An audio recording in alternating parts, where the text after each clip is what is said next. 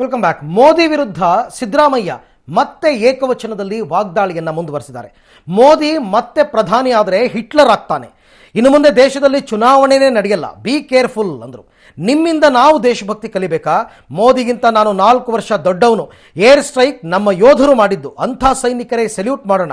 ಆದರೆ ಈ ಗಿರಾಕಿ ನಾನೇ ಮಾಡಿದ್ದೀನಿ ಅಂತಾನೆ ಗನ್ ಹಿಡ್ಕೊಂಡು ಇವನೇನು ಯುದ್ಧ ಮಾಡಿದಾನ ಅಂತ ಪ್ರಶ್ನಿಸಿದರು. ಇನ್ನು ಸಿಎಂ ಇಬ್ರಾಹಿಂ ಮೋದಿ ವಿರುದ್ಧ ನಾಲಿಗೆಯನ್ನು ಹರಿಬಿಟ್ಟಿದ್ದಾರೆ. ಏನಾದರೂ ಮತ್ತೆ ಪ್ರಧಾನಮಂತ್ರಿ ಆದರೆ ಸರ್ವಾಧಿಕಾರಿ ಆಗ್ಬಿಡ್ತಾರೆ, ಹಿಟ್ಲರ್ ಆಗ್ಬಿಡ್ತಾರೆ.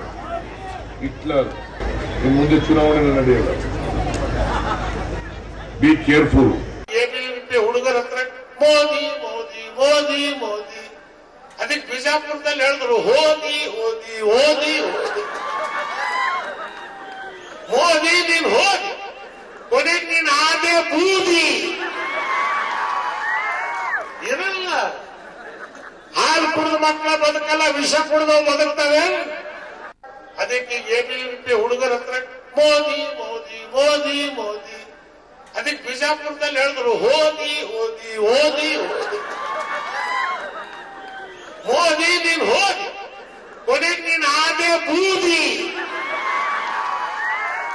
ಇರಲ್ಲ, ಹಾಲು ಕುಡಿದ ಮಕ್ಕಳ ಬದುಕಲ್ಲ, ವಿಷ ಕುಡಿದವು ಬದುಕ್ತವೆ. ಇವತ್ತು ಮೋದಿ ನಿಮ್ಗೇನಾದ್ರೂ ಐಕಾನದ ಇದ್ದಿದ್ ಒಬ್ಬರೇ ಒಬ್ಬರು ಆದ್ವಾನಿ 80 ವರ್ಷ ತಡಿ ಊಟ ಹೊಡೆದು ಹೊರಗೆ ಕೂರಿಸ್ಬಿಟ್ಟು